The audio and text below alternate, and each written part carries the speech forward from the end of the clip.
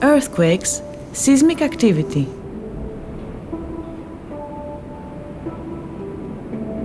Fumes, dry and wet ones directed downwards towards the subsoil, are responsible for earthquakes and seismic activity.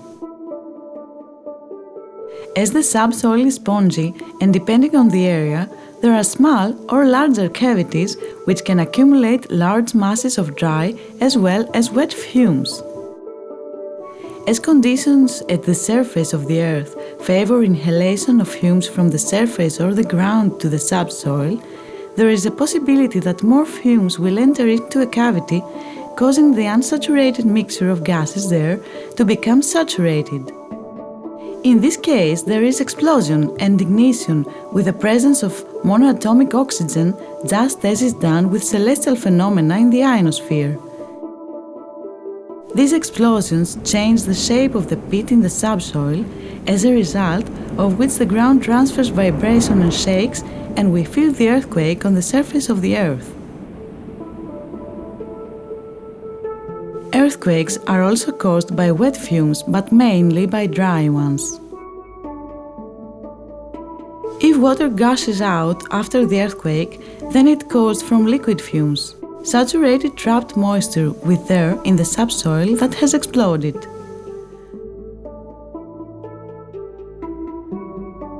Earthquakes that combined with heat emission and volcanic activity have occurred due to entrapment of saturated dry vapors in the subsoil, flammable gases under pressure that ignited, released, created high temperatures, melted other elements of the subsoil, and soil, making all this material lava, changed the form of the subsoil, making the soil on the surface to tremble.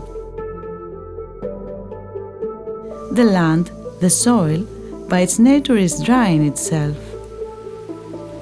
Because of the rains, a lot of moisture is stored inside it, and then due to the heating from the sun, we have the production of many gases both outside on the surface and inside the ground. These gases sometimes flow outward from the ground and sometimes inward towards the subsoil periodically, which depends on the temperature and the radiation or not of the sun and the moon, and on the atmospheric pressure defined by the ionosphere in the lower layer of troposphere. The influx of vapors from the surface and from the ground to the subsoil is the cause of earthquakes. Saturated dry fumes cause ignition and fire. Fire, when accompanied by gas, becomes a flame and moves quickly. So we have an extensive explosion in a large part of the underground, which causes the ground above to shake and move or even give way. As a result, we feel the earthquake on the surface of the earth.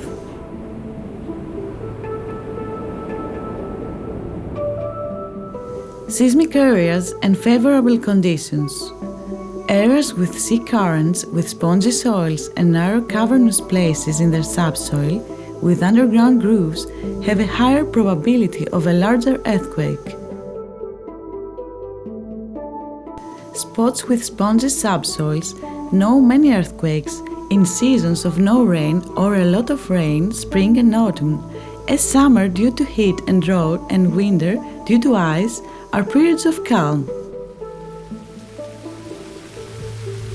During periods of heavy rain, there is a lot of compressive force in a small space inside the subsoil.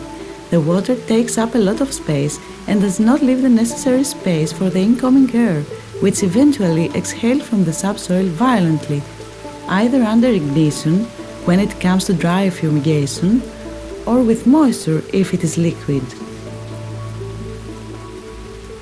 When warm vapors flow into the soil, the outflow of air due to the moisture creates condensation and cold. Depending on the size of the cloud of fumes, quantitatively on its qualitative composition, and on the relief and shape of the subsoil and cavities, we have strong or milder ignitions, explosions of this cloud underground, and therefore strong or mild earthquakes.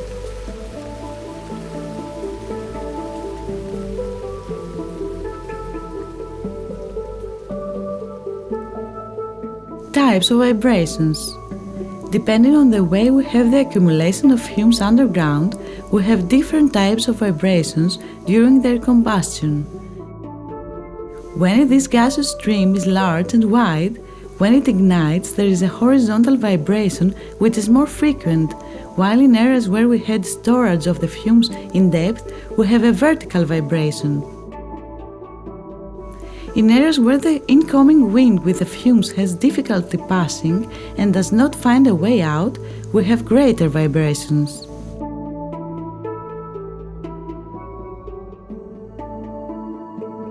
Duration of seismic activity. An earthquake does not stop immediately, but the phenomenon is prolonged with aftershocks for about 40 days and up to 2 years. This is because the source that gave the vapors, dry or wet, and gave the impetus to the wind there could not consume all its matter at once. Until all the remains of this matter are consumed, the vibrations continue to decrease. The locality of the earthquakes depends on the subsoil space available for the burning gas to escape. Summary. In other words, the cause of earthquakes is the same that causes comets and meteorites. The dry vapors with low atmospheric pressure, and when the wind helps them, rise to the ionosphere and after being compressed, descend and ignite in a diagonally downward direction as a composite of the straight motion due to density and rarefaction up-down and its tangent circular orbit of ionospheric gas currents, which currents are created due to the contact of the upper layer of the ionosphere with the superlunar locus that rotates, creating the electromagnetic field below.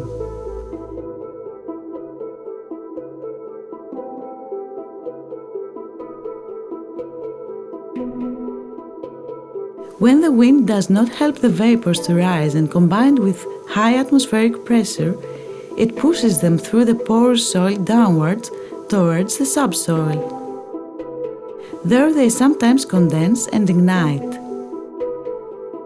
We would finally say that all these phenomena, comets, shooting stars, meteors, celestial colored flares, black or blue flares like gaps on the sky, the intensity and undulations of the light of the aurora borealis, seismic vibrations, landslides and volcanoes are purely meteorological phenomena.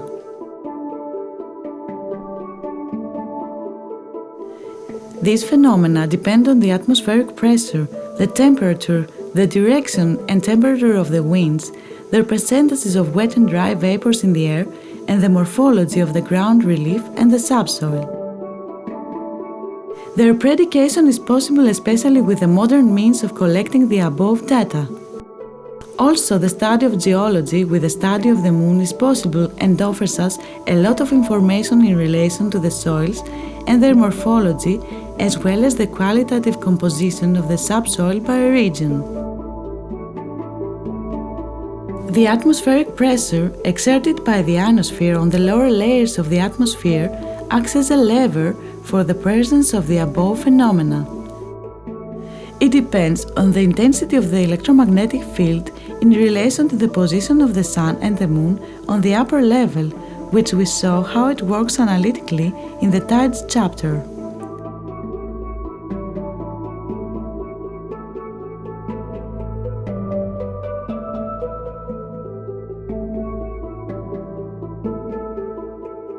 As we saw in the fourth book, The Tides, where we have the natural respiration of the earth in relation to the water, so here we have the natural respiration of the earth in relation to the gases.